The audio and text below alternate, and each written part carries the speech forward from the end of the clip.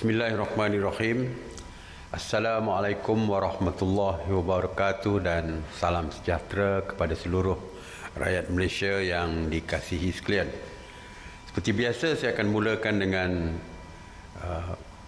tindakan Task Force Operasi Pematuhan. Semalam, Task Force Operasi Pematuhan yang diketuai oleh PDRM telah membuat 73,206 pemeriksaan bagi memantau dan menguatkuasakan pematuhan SOP PKPB. Sebanyak 3,860 pasukan pematuhan telah membuat pemantauan dan melibatkan seramai 18,666 anggota. PDRM juga telah mengenakan 134 sekatan jalan raya, rentas sempadan negeri dan di seluruh negara dan memeriksa sebanyak 188,804 kenderaan berbanding 194,450 kenderaan pada hari sebelumnya. PDRM telah menahan dan mereman 94 individu di atas kesalahan engkar arahan PKPB. PDRM turut mengeluarkan kompaun kepada 77 individu di atas kesalahan pelbagai kesalahan engkar arahan PKPB, termasuk 7 kompaun di sekatan jalan raya. Hari ini merupakan hari terakhir PKPB dan PDRM akan mengenakan plan tindakan baru sepanjang Perintah Kawalan Pergerakan Pemulihan ataupun PKPP yang akan bermula besok sehingga 31 Ogos 2020. PDRM akan menarik balik semua sekatan jalan raya rentas sempadan negeri bermula 10 Jun 2020. Mana hari ini adalah hari terakhir untuk sekatan jalan raya rentas negeri, kerana besok bermulalah kebenaran untuk rentas negeri. Jadi tidak ada keperluan lagi walau bagaimanapun untuk kes-kes lain seperti ops benteng, kes tentang sekatan untuk memantau jenayah dan sebagainya, jenayah lain akan tetap diteruskan oleh pihak PDRM seperti biasa.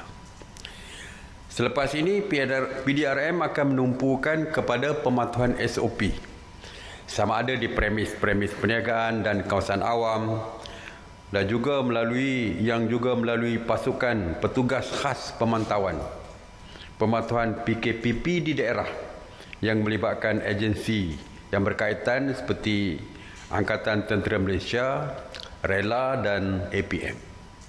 Jadi fokus selepas ini lebih kepada pematuhan SOP, sama ada di pusat membeli belah ke, pasar malam dan setiap tempat yang telah pun kita luluskan dan telah pun kita tetapkan SOP yang ketat.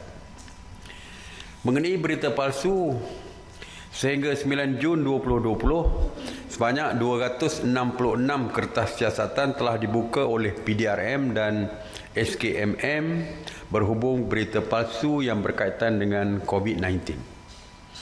Daripada jumlah tersebut, sebanyak 179 masih dalam siasatan, manakala 30 kes telah didakwa di mahkamah, 11 diberikan notis amaran dan 18 telah mengaku bersalah. Tiada pertambahan kertas siasatan baru yang dibuka oleh PDRM dan SKMM dalam tempoh 2 minggu lepas, yang menunjukkan bahawa kesedaran masyarakat telah meningkat akan kepentingan tidak berkongsi berita palsu. Sebanyak 326 penafian dan penjelasan mengenai berita palsu telah diperjelaskan kepada orang ramai oleh pasukan respon pantas PRP KKMN yang ditubuhkan bagi membantu membendung penyebaran berita palsu berkaitan COVID-19. Orang ramai sekali lagi diingatkan supaya berhati-hati sebelum menyebarkan sebarang kandungan yang diragui kesahihannya dan boleh menyalurkan maklumat kepada PRP di talian 0389115103 atau layari www.sebenarnya.my untuk menyemak kesahihan berita. Pastikan kesahihan berita sebelum menyebarkan. Mengenai sanitasi awam yang dikawal selia oleh KPKT sejak 30 Mac 2020 telah melakukan 7,817 operasi sanitasi yang merangkumi 132 zon. Semalam, sebanyak 37 operasi sanitasi yang meliputi 28 zon di 10 buah negeri, antaranya Sabah 12 operasi, Sarawak 8 operasi dan Johor 6 operasi. Mengenai pengurusan pusat kuarantin, sehingga jam 8 pagi 9 Jun 2020, sebanyak 147 pusat kuarantin telah beroperasi berbanding 150 pada hari sebelumnya, yang mana 15,023 individu sedang menjalani proses kuarantin wajib. Semalam, seramai 109 rakyat Malaysia telah pulang ke tanah air dan telah pun dikuarantin secara wajib.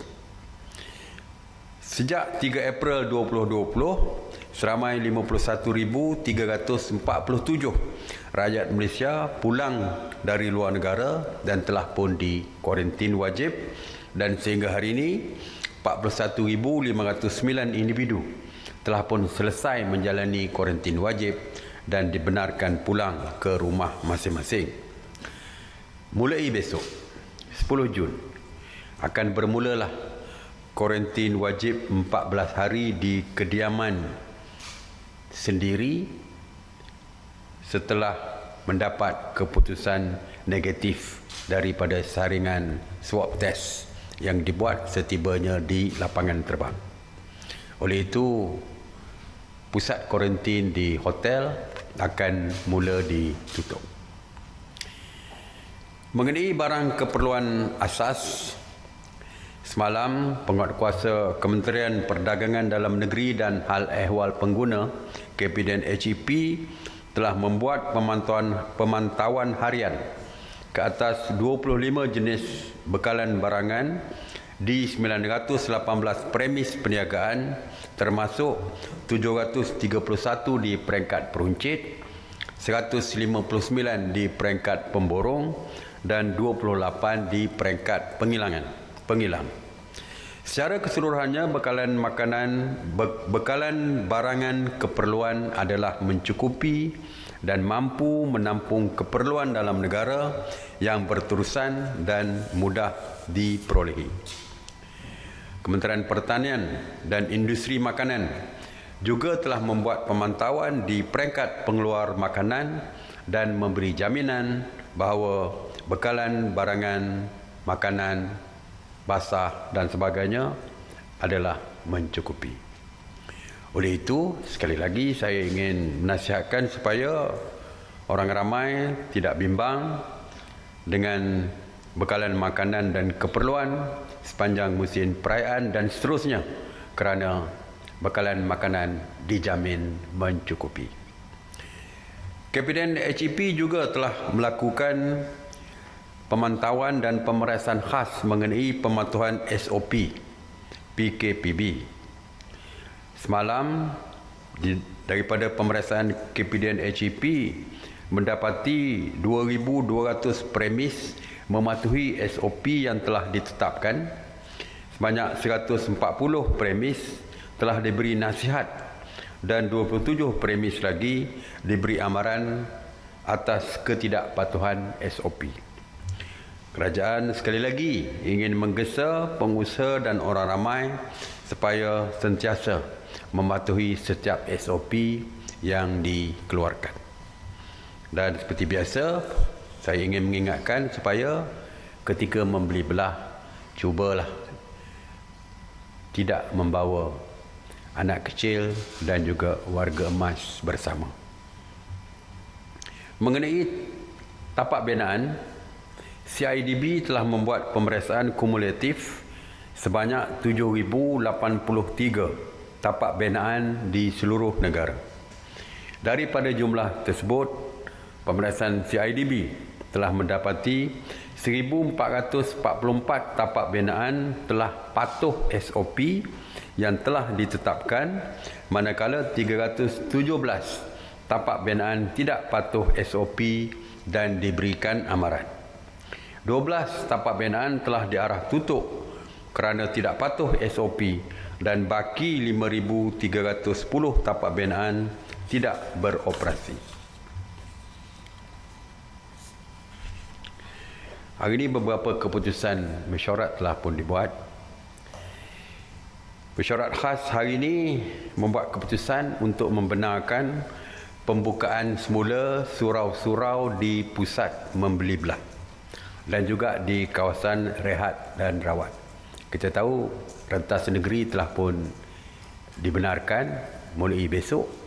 Saya percaya ramai akan melakukan perjalanan jauh. Jadi surau di R&R akan dibuka. Begitu juga di shopping kompleks. Sudah ramai pengunjung-pengunjung shopping kompleks dan mereka mengadu surau-surau masih lagi ditutup. Jadi mulai besok semua surau-surau di shopping kompleks atau pusat membeli belah dibuka. Walaupun ianya tetap tertakluk kepada SOP yang telah ditetapkan, dan kepada mereka yang ingin menunaikan ibadat solat di surau-surau perlulah mengamalkan disiplin diri dengan penjarakan sosial dan lain-lain SOP yang dikeluarkan oleh Majlis Agama. Gerai-gerai di R&R juga dibenarkan beroperasi. Selain pada gerai makan, banyak gerai-gerai jualan lain, barang-barang kering dan sebagainya. Kita juga membenarkan untuk mula beroperasi mulai besok.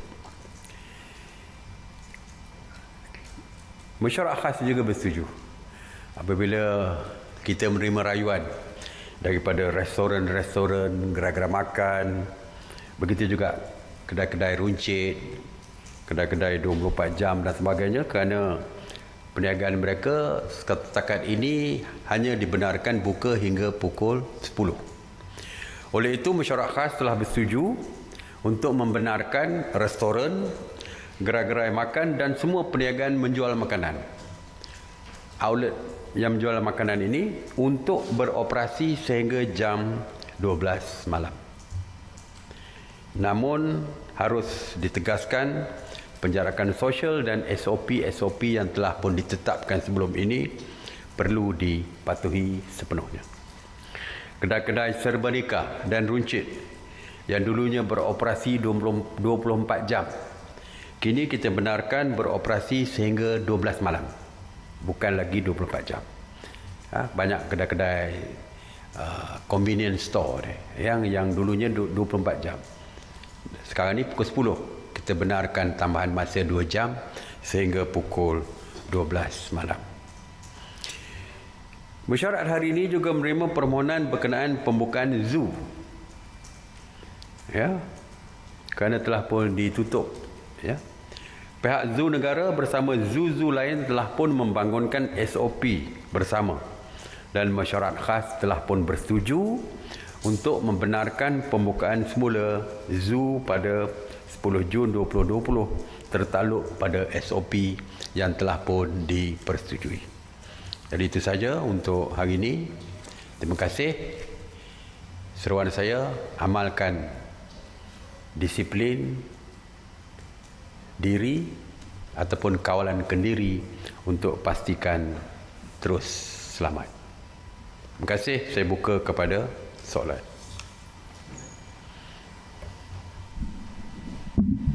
Soalan Dato' Sri, mohon penjelasan Dato' Sri berkenaan pengumuman Perdana Menteri yang memaklumkan bahawa sempadan negara masih ditutup. 2 minggu sebelumnya Dato' Sri ada mengeluarkan SOP dari MKN atau NAKMA berkenaan dengan kemasukan warga asing, dan saya ingin minta kepastian berkenaan adakah sempadan negara ditutup untuk semua rakyat Malaysia, dan yang kedua, sempadan negara ditutup bermaksud tiada individu umum dapat keluar atau masuk Malaysia mengikut semua pintu kedatangan antarabangsa. Namun pintu keluar antarabangsa melalui beberapa pelabuhan di Johor Bahru masih berjalan seperti biasa. Dan soalan saya yang ketiga, terdapat pertanyaan berkenaan permohonan kebenaran keluar negara daripada rakyat Malaysia atas tujuan pendidikan dan perniagaan. Adakah kerajaan akan memberi kelonggaran kepada mereka? Okey.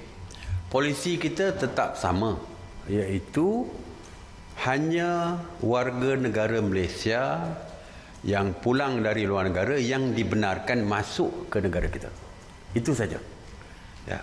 Dan pintu sempadan kita masih ditutup untuk warga-warga asing.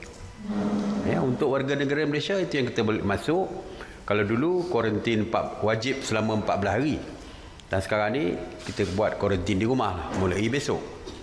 Tetapi untuk warga negara asing masih tidak dibenarkan. Ya, kecuali para diplomat, expatriate dan juga peserta Malaysia My Second Home, Malaysia sebagai rumah kedua. Yang itu kita beri sedikit pengecualian kerana mereka tinggal di sini. Diplomat datang ke sini, mereka tinggal di Malaysia. Begitu juga My Second Home, mereka ada rumah sendiri di sini, mereka tinggal di Malaysia. Jadi yang itu kita benarkan dengan SOP yang ketat seperti rakyat Malaysia jugalah, iaitu mereka bila masuk perlu di kuarantin secara wajib, dan mereka juga perlu membuat permohonan melalui Jabatan Immigration Malaysia. Dan bagi rakyat kita yang nak keluar negara, memang kita juga menutup pintu kepada rakyat kita untuk keluar negara. Tetapi kita mempunyai banyak permohonan. Misalnya pelajar yang terpaksa pulang ke universiti mereka di luar negara untuk mengambil peperiksaan, ya, ataupun kes-kes lainlah, kes-kes tertentu. Jadi kita bersetuju untuk membenarkan kes-kes khas seperti ini untuk keluar negara, tetapi tertakluk kepada kelulusan daripada Jabatan Immigration. Maknanya mereka mesti mendapatkan kebenaran daripada Jabatan Immigration terlebih dulu. Di pintu masuk kita di Johor Bahru sebenarnya masih lagi kita tutup kepada warga asing. Yang boleh balik ke Malaysia adalah warga Malaysia daripada Singapura untuk balik ke Johor Bahru, ke Malaysia dan sebagainya, yang perlu juga menjalani proses kuarantin wajib 14 hari sebelum ini. Ya. Jadi tidak lagi timbul isu kita membuka pintu negara kita kepada warga asing. Belum lagi. Setakat ini, kes-kes tertentu saja yang kita benarkan. Datuk Seri, bagaimana dengan Pusat Seni Lukis dan Muzik? Adakah boleh beroperasi semula esok? Belum lagi. Ya, saya rasa pusat muzik dan sebagainya tidak termasuk di dalam yang kita benarkan. Ya. Ataupun ya, setakat hari ini yang saya ingat lah. Tapi saya tak tahu. Saya rasa tidak lagi. Muzik, galeri seni dan sebagainya belum lagi. Tapi insya-Allah kita akan pertimbangkan perkara ini apabila kita sudah pun memberi kebenaran kepada museum. Jadi kalau nak pergi lawatan ke pusat seni dan sebagainya di bawah Kementerian Pelancongan, insya-Allah kita akan pertimbangkan. Insya-Allah hari tadi Kementerian Pelancongan ada membentangkan SOP dan juga perkara-perkara yang perlu dibuka di bawah Kementerian Pelancongan. Pada dasarnya kita bersetuju, cuma beberapa perkara perlu diperhalusi. Jadi mungkin hari Khamis nanti mereka boleh bentangkan mengenai Pusat Seni Lukis dan sebagainya. Ini Balai Seni Lukis Negara misalnya, Balai Seni Lukis Negara. Tidak ada sebab kenapa kita tidak boleh buka, tapi SOP-nya perlu dibentangkan oleh Kementerian Pelancongan dulu. Saya jangka mereka akan bentang pada hari Khamis yang akan datang ini. Selamat datang Dr. Seri. Baru-baru ini seramai 56 anggota ATM ditarik kembali dari bertugas di Hospital Medan Malaysia di Cox's Bazar. Bank Bangladesh ekoran COVID-19 memandangkan penugasan mereka ditarik balik kembali bagaimana status pengoperasian Hospital Medan berkenaan ketika tempoh ini dan adakah ia dihentikan atau masih beroperasi, dan jika masih beroperasi siapa yang ambil alih hospital berkenaan. Dan soalan seterusnya saya, semalam pasukan National Task Force telah menahan seramai 269 parti di perairan Langkawi, namun yang kurang enak didengarnya ada dakwaan setengah pihak mengatakan kawalan perairan negara kita begitu longgar. Mungkin komen Datuk Seri sendiri. Okey, operasi Hospital Medan Malaysia di Cox's Bazar ditamatkan operasi tersebut. Tidak ada lagi kerana 56 anggota kita telah pun dipanggil pulang ketika COVID-19 mula melanda. Mengenai kemasukan Rohingya ke pantai kita, memang benar PAT telah pun membuat statement semalam. Memang benar ada kemasukan, tetapi modus operandi mereka lah yang kadang-kadang menyusahkan kita. Ya, kita kena berada di tempat penguatkuasa kawasan sempadan ini. Apabila sebelum mereka masuk ke perairan kita, mereka telah pun menebuk bot mereka. Dan mereka charge masuk ke dalam negara kita dengan bot yang telah pun rosak enjinnya, telah pun masuk bot dimasuki air dan sebagainya. Dan bila mereka memasuki perairan kita, mereka 53 daripada mereka terjun ke laut. Jadi kita tidak mempunyai banyak pilihan. Sama ada kita nak membiarkan mereka mati di laut ataupun kita selamatkan atas dasar kemanusiaan. Saya percaya ramai yang menganggap kenapa kita terlalu baik. Tapi atas dasar kemanusiaan, takkan kita nak lihat anak-anak kecil, orang tua dan sebagainya mati di dalam laut di depan mata kita tanpa kita selamatkan mereka. Tetapi kita telah pun membuat keputusan bahawa kita tidak akan benarkan mereka berada di negara kita, dan kita telah minta supaya Kementerian Luar, kita akan minta Kementerian Luar untuk berbincang dengan negara Bangladesh. Kalau yang datang ini datangnya daripada Cox's Bazar, lari daripada Cox's Bazar, kita akan hantar balik mereka. Dan mungkin kita akan minta supaya mereka ditempatkan di Pulau Basan di Bangladesh, iaitu kawasan penempatan baru yang Bangladesh, kerajaan Bangladesh bina khusus untuk menempatkan Rohingya ni. Itu yang pertama. Yang kedua juga kita minta supaya kerajaan kita, Kementerian Luar berbincang dengan pihak UNHCR ni, supaya kalau boleh kita hantar mereka ke negara ketiga. Banyak negara-negara dunia yang mempersoalkan tentang bagaimana Malaysia menguruskan Rohingya ni. Ada negara yang kononnya mengatakan kita tidak berperi kemanusiaan dan sebagainya. Jadi kita minta mereka terimalah. Kita minta Kementerian Luar berbincang dengan negara-negara ketiga ini supaya mereka menerima pelarian Rohingya ni daripada Malaysia, dan mereka juga merupakan ahli konvensyen mengenai pelarian 1951. Banyak negara-negara merupakan ahli kepada konvensyen mengenai pelarian. Kenapa nak serahkan kepada kita semata-mata?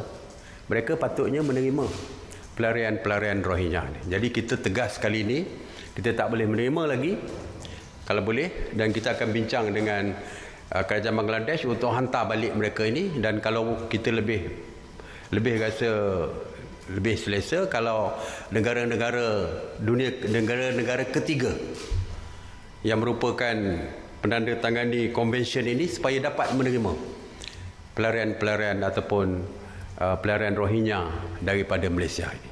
Ya, kita harap kita dapat boleh kita selesaikan. Kalau mereka boleh menerima, maka banyak isu boleh diselesaikan mengenai pelarian Rohingya ini. Dan kepada pelarian Rohingya, janganlah menganggap apabila mereka datang kita akan terima selepas ini.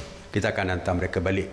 Kalau tidak ke Cox's Bazar pun, sekurang-kurangnya boleh hantar balik ke tempat kawasan baru yang diwujudkan oleh kerajaan Bangladesh tadi.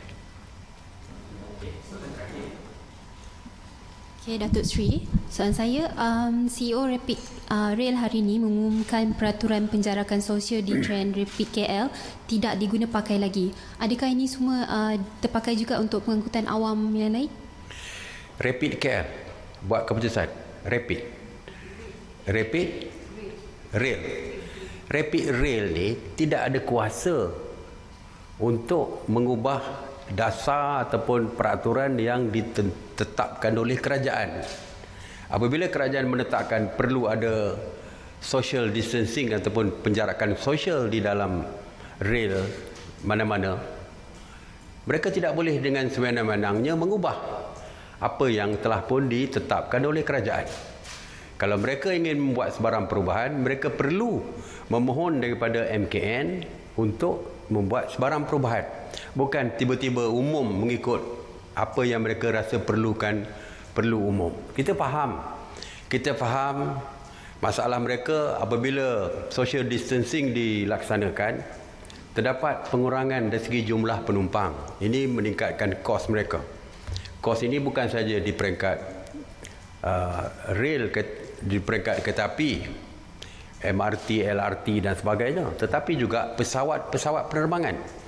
Apabila kita menghadkan 66% saja pesawat ini boleh membawa penumpang, mereka juga mengalami kerugian. Tetapi kita faham dan kita sedang bincang perkara ini. Tapi jangan mereka membuat keputusan sendiri tanpa merujuk pada kerajaan, kerana ini adalah tindakan yang salah. Jadi bukan atas kebenaran kita, bukan atas kebenaran mesyuarat khas menteri sekalipun ataupun mesyuarat khas MKN. Tidak ada keputusan kita buat. Okey? Terima kasih. Assalamualaikum warahmatullahi wabarakatuh.